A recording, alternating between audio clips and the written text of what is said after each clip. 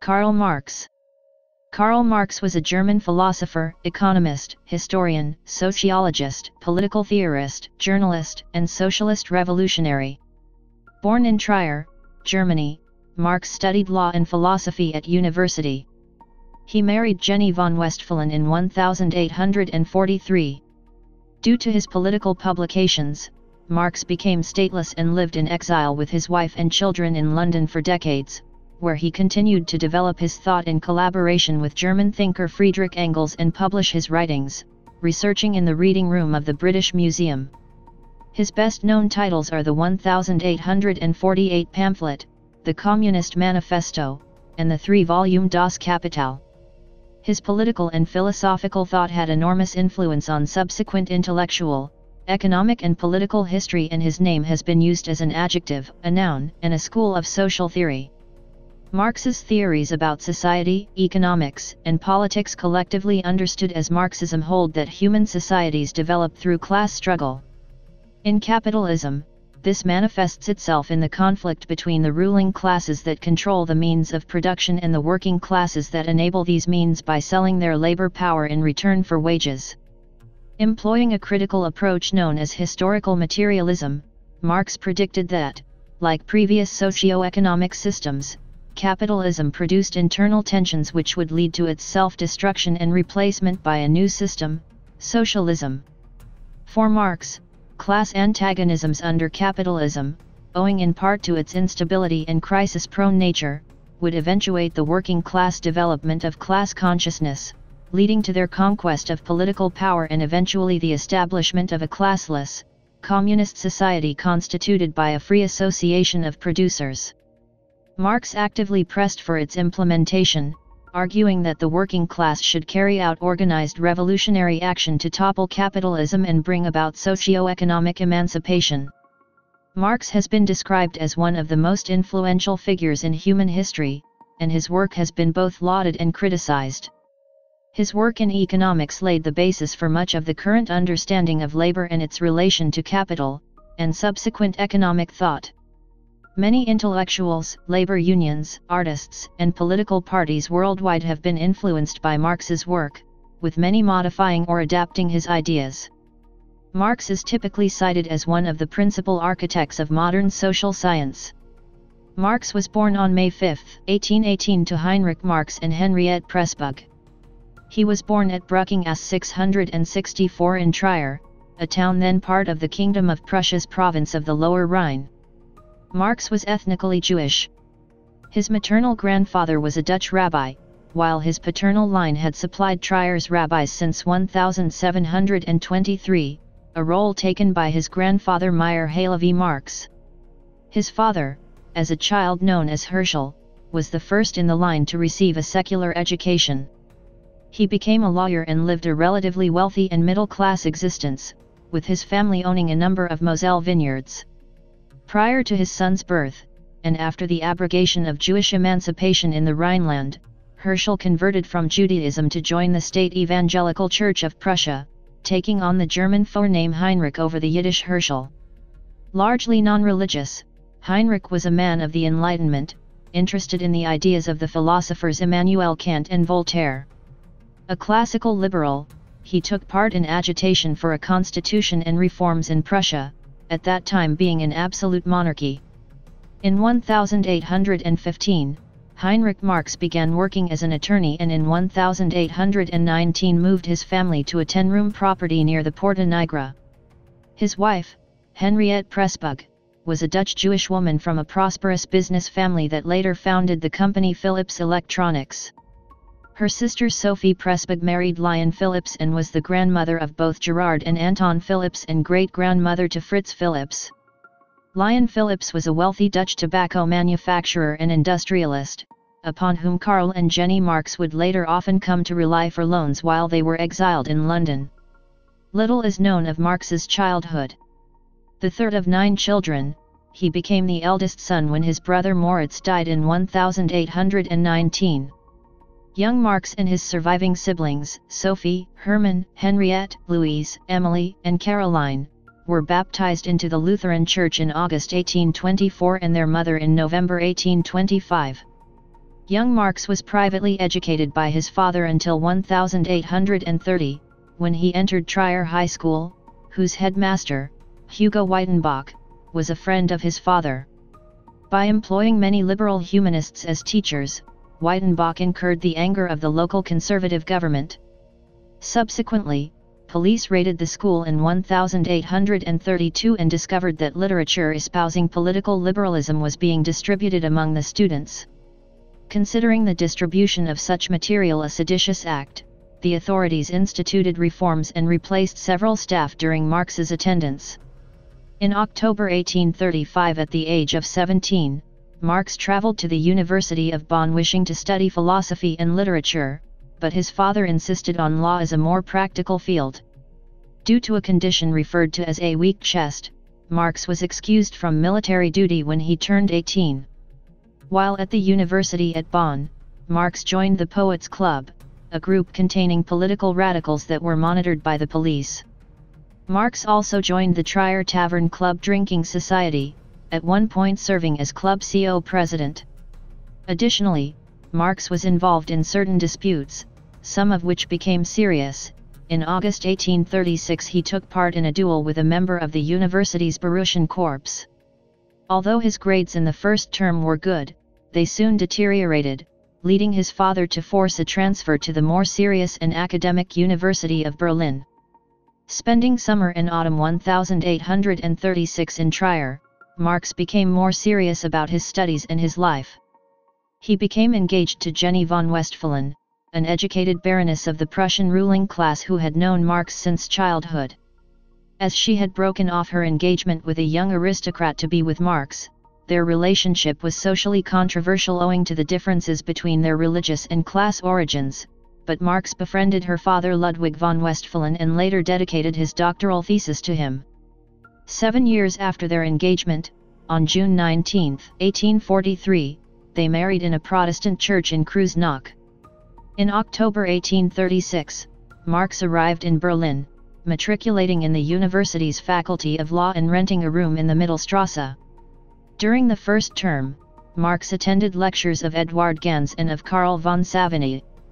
Although studying law, he was fascinated by philosophy and looked for a way to combine the two, believing that without philosophy nothing could be accomplished.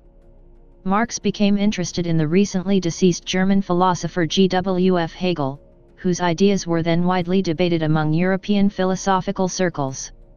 During a convalescence in Strehlau, he joined the Doctors' Club, a student group which discussed Hegelian ideas, and through them became involved with a group of radical thinkers known as the Young Hegelians in 1837.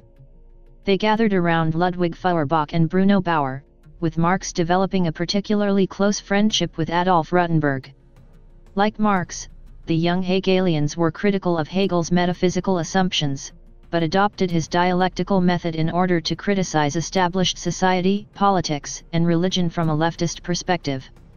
Marx's father died in May 1838, resulting in a diminished income for the family.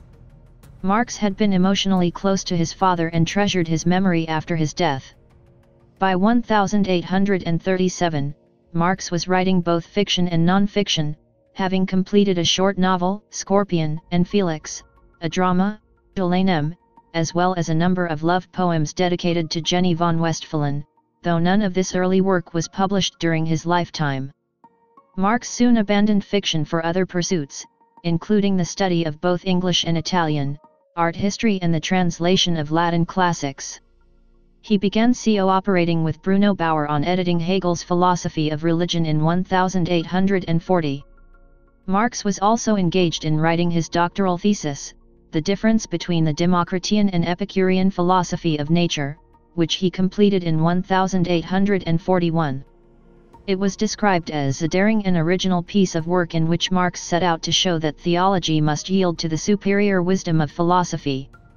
The essay was controversial, particularly among the conservative professors at the University of Berlin.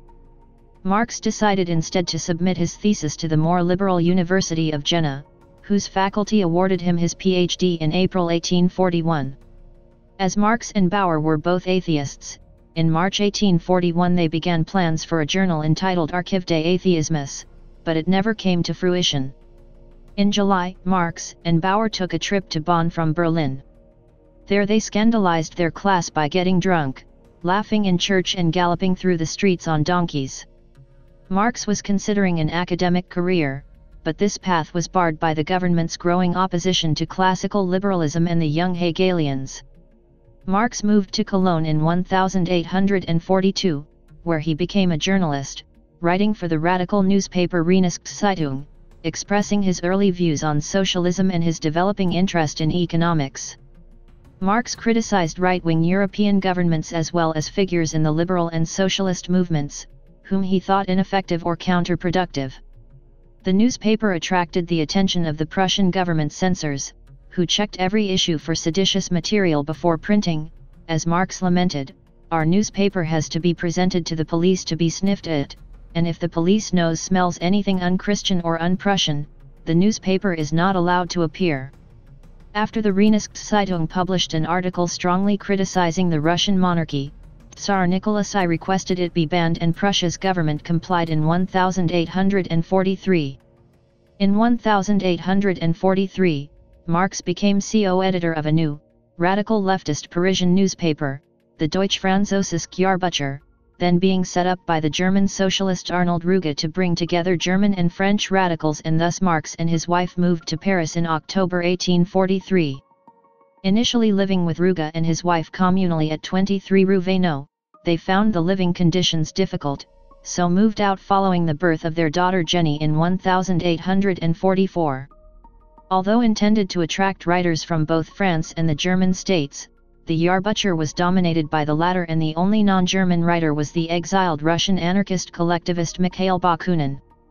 Marx contributed 2 essays to the paper, Introduction to a Contribution to the Critique of Hegel's Philosophy of Right and On the Jewish Question, the latter introducing his belief that the proletariat were a revolutionary force and marking his embrace of communism.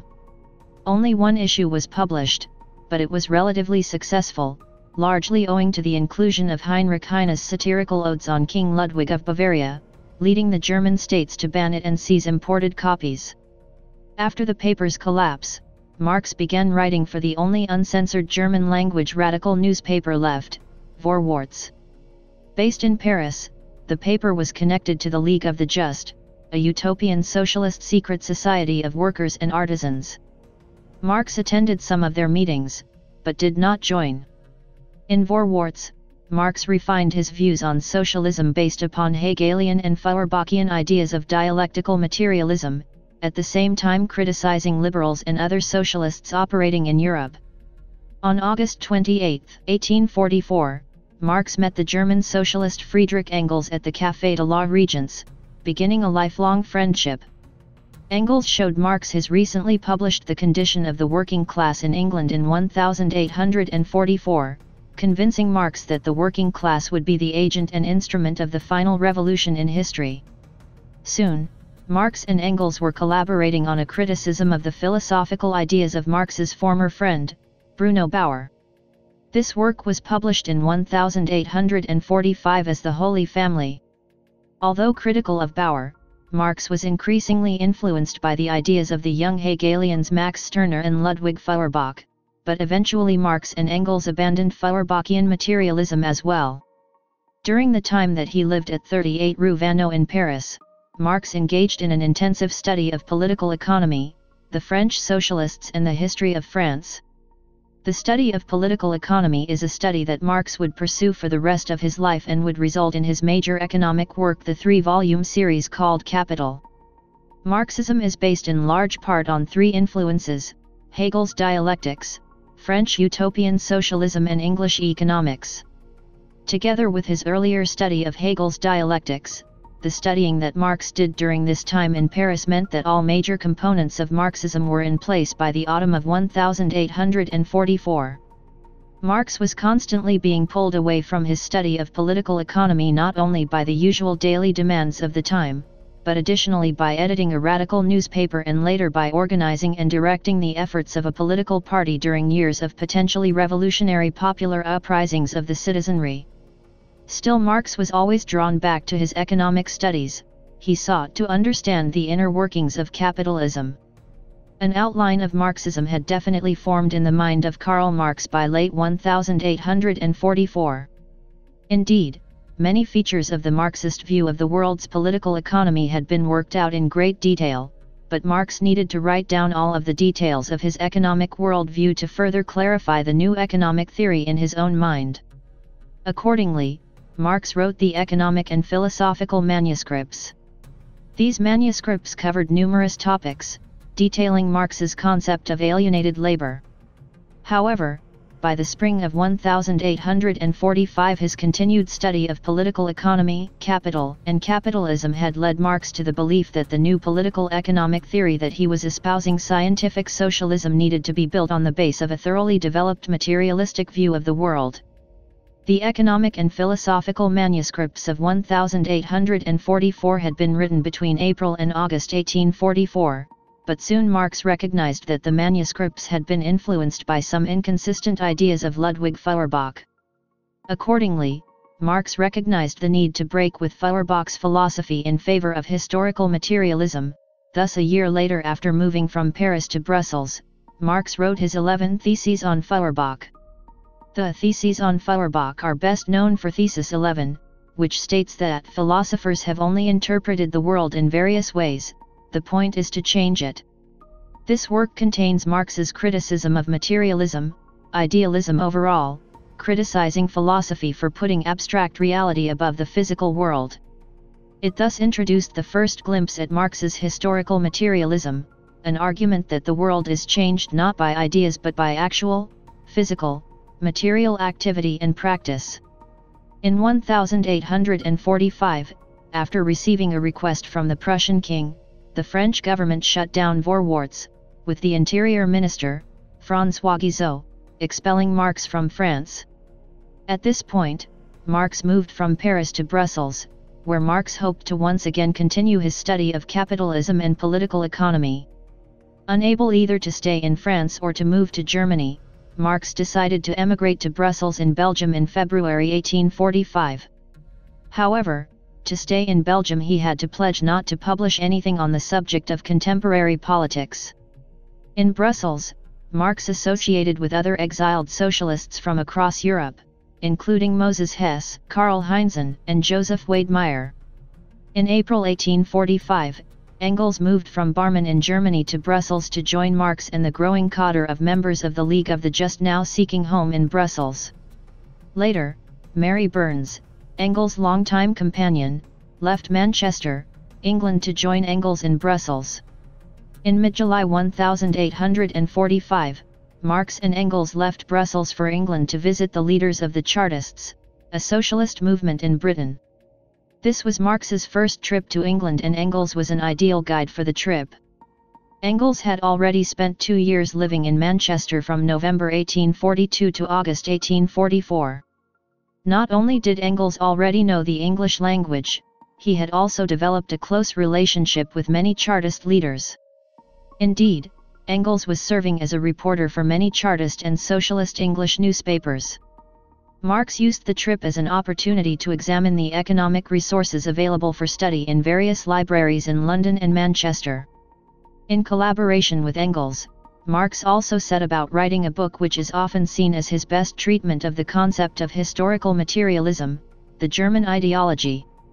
In this work, Marx broke with Ludwig Feuerbach, Bruno Bauer, Max Stirner, and the rest of the young Hegelians, while he also broke with Karl Grun and other true socialists whose philosophies were still based in part on idealism. In German ideology, Marx and Engels finally completed their philosophy, which was based solely on materialism as the sole motor force in history. German ideology is written in a humorously satirical form, but even this satirical form did not save the work from censorship. Like so many other early writings of his, German ideology would not be published in Marx's lifetime and would be published only in 1932. After completing German ideology, Marx turned to a work that was intended to clarify his own position regarding the theory and tactics of a truly revolutionary proletarian movement operating from the standpoint of a truly scientific materialist philosophy. This work was intended to draw a distinction between the utopian socialists and Marx's own scientific socialist philosophy. Whereas the utopians believed that people must be persuaded one person at a time to join the socialist movement, the way a person must be persuaded to adopt any different belief, Marx knew that people would tend on most occasions to act in accordance with their own economic interests, thus appealing to an entire class with a broad appeal to the class's best material interest would be the best way to mobilize the broad mass of that class to make a revolution and change society. This was the intent of the new book that Marx was planning, but to get the manuscript past the government censors he called the book The Poverty of Philosophy and offered it as a response to the petty bourgeois philosophy of the French anarchist socialist Pierre-Joseph Proudhon as expressed in his book The Philosophy of Poverty. These books laid the foundation for Marx and Engels's most famous work, a political pamphlet that has since come to be commonly known as the Communist Manifesto. While residing in Brussels in 1846, Marx continued his association with the secret radical organization League of the Just. As noted above, Marx thought the League to be just the sort of radical organization that was needed to spur the working class of Europe toward the mass movement that would bring about a working class revolution. However, to organize the working class into a mass movement, the League had to cease its secret or underground orientation and operate in the open as a political party. Members of the League eventually became persuaded in this regard. Accordingly, in June 1847 the League was reorganized by its membership into a new open above-ground political society that appealed directly to the working classes. This new open political society was called the Communist League. Both Marx and Engels participated in drawing up the program and organizational principles of the new Communist League. In late 1847, Marx and Engels began writing what was to become their most famous work, a program of action for the Communist League. Written jointly by Marx and Engels from December 1847 to January 1848, the Communist Manifesto was first published on February 21, 1848. The Communist Manifesto laid out the beliefs of the new Communist League. No longer a secret society, the Communist League wanted to make aims and intentions clear to the general public rather than hiding its beliefs as the League of the Just had been doing. The opening lines of the pamphlet set forth the principal basis of Marxism: the history of all hitherto existing society is the history of class struggles. It goes on to examine the antagonisms that Marx claimed were arising in the clashes of interest between the bourgeoisie and the proletariat. Proceeding on from this, the manifesto presents the argument for why the Communist League, as opposed to other socialist and liberal political parties and groups at the time, was truly acting in the interests of the proletariat to overthrow capitalist society and to replace it with socialism. Later that year, Europe experienced a series of protests, rebellions, and often violent upheavals that became known as the revolutions of 1848. In France, a revolution led to the overthrow of the monarchy and the establishment of the French Second Republic. Marx was supportive of such activity, and having recently received a substantial inheritance from his father of either 6,000 or 5,000 francs, he allegedly used a third of it to arm Belgian workers who were planning revolutionary action. Although the veracity of these allegations is disputed, the Belgian Ministry of Justice accused Marx of it, subsequently arresting him, and he was forced to flee back to France, where with a new Republican government in power he believed that he would be safe. Temporarily settling down in Paris, Marx transferred the Communist League executive headquarters to the city and also set up a German workers' club with various German socialists living there. Hoping to see the revolution spread to Germany, in 1848 Marx moved back to Cologne, where he began issuing a handbill entitled The Demands of the Communist Party in Germany, in which he argued for only 4 of the 10 points of the Communist Manifesto, believing that in Germany at that time the bourgeoisie must overthrow the feudal monarchy and aristocracy before the proletariat could overthrow the bourgeoisie. On June 1, Marx started publication of a daily newspaper, the Neue Reinigungszeitung, which he helped to finance through his recent inheritance from his father. Designed to put forward news from across Europe with his own Marxist interpretation of events, the newspaper featured Marx as a primary writer and the dominant editorial influence. Despite contributions by fellow members of the Communist League, according to Friedrich Engels it remained a simple dictatorship by Marx. Whilst editor of the paper, Marx and the other revolutionary socialists were regularly harassed by the police and Marx was brought to trial on several occasions, facing various allegations including insulting the chief public prosecutor, committing a press misdemeanor and inciting armed rebellion through tax boycotting, although each time he was acquitted. Meanwhile, the democratic parliament in Prussia collapsed and the king, Frederick William IV, introduced a new cabinet of his reactionary supporters, who implemented counter-revolutionary measures to expunge leftist and other revolutionary elements from the country. Consequently, the Neue Reinigungszeitung was soon suppressed and Marx was ordered to leave the country on May 16. Marx returned to Paris, which was then under the grip of both a reactionary counter-revolution and a cholera epidemic, and was soon expelled by the city authorities, who considered him a political threat. With his wife Jenny expecting their fourth child and not able to move back to Germany or Belgium, in August 1849 he sought refuge in London. Marx moved to London in early June 1849 and would remain based in the city for the rest of his life. The headquarters of the Communist League also moved to London. However, in the winter of 1849-1850 a split within the ranks of the Communist League occurred when a faction within it led by August Willich and Karl Schapper began agitating for an immediate uprising. Willich and Schapper believed that once the Communist League had initiated the uprising, the entire working class from across Europe would rise spontaneously to join it, thus creating revolution across Europe. Marx and Engels protested that such an unplanned uprising on the part of the Communist League was adventuristic and would be suicide for the Communist League. Such an uprising as that recommended by the Schapper/Willich group would easily be crushed by the police and the armed forces of the reactionary governments of Europe. Marx maintained that this would spell doom for the Communist League itself, arguing that changes in society are not achieved overnight through the efforts and willpower of a handful of men. They are instead brought about through a scientific analysis of economic conditions of society and by moving toward revolution through different stages of social development. In the present stage of development, following the defeat of the uprisings across Europe in 1848, he felt that the Communist League should encourage the working class to unite with progressive elements of the rising bourgeoisie to defeat the feudal aristocracy on issues involving demands for governmental reforms, such as a constitutional republic with freely elected assemblies and universal suffrage. In other words, the working class must join with bourgeois and democratic forces to bring about the successful conclusion of the bourgeois revolution before stressing the working class agenda and a working class revolution. After a long struggle which threatened to ruin the Communist League, Marx's opinion prevailed and eventually the Willich/Schapper group left the Communist League. Meanwhile, Marx also became heavily involved with the Socialist German Workers' Educational Society. The society held their meetings in Great Windmill Street, Soho, central London's entertainment district. This organization was also racked by an internal struggle between its members, some of whom followed Marx while others followed the Schapper/Willich faction. The issues in this internal split were the same issues raised in the internal split within the Communist League, but Marx lost the fight with the Schapper/Willich faction within the German Workers' Educational Society and on September 17, 1850 resigned from the society. In the early period in London, Marx committed himself almost exclusively to revolutionary activities, such that his family endured extreme poverty.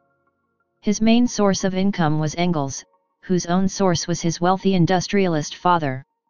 In Prussia as editor of his own newspaper, and contributor to others ideologically aligned, Marx could reach his audience, the working classes. In London, without finances to run a newspaper themselves, he and Engels turned to international journalism. At one stage they were being published by 6 newspapers from England, the United States, Prussia, Austria, and South Africa. Marx's principal earnings came from his work as European correspondent, from 1852 to 1862, for the New York Daily Tribune 17 and from also producing articles for more bourgeois newspapers. Marx had his articles translated from German by Wilhelm Pieper, until his proficiency in English had become adequate. The New York Daily Tribune had been founded in April 1841 by Horace Greeley. Its editorial board contained progressive bourgeois journalists and publishers, among them George Ripley and the journalist Charles Dana, who was editor-in-chief. Dana, a Fourierist and an abolitionist, was Marx's contact. The Tribune was a vehicle for Marx to reach a transatlantic public to make a hidden war to Henry Charles Carey. The journal had wide working-class appeal from its foundation. At 2 cents, it was inexpensive, and, with about 50,000 copies per issue, its circulation was the widest in the United States. 14. Its editorial ethos was progressive and its anti-slavery stance reflected Greeley's 82. Marx's first article for the paper, on the British parliamentary elections, was published on August 21, 1852. On March 21, 1857, Dana informed Marx that, due to the economic recession, only one article a week would be paid for, published or not, the others would be paid for only if published. Marx had sent his articles on Tuesdays and Fridays, but, that October, the Tribune discharged all its correspondents in Europe except Marx and B. Taylor, and reduced Marx to a weekly article. Between September and November 1860, only 5 were published.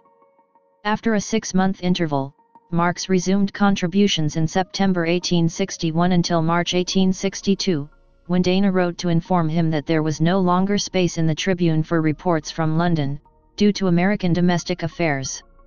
In 1868, Dana set up a rival newspaper, the New York Sun, at which he was editor-in-chief.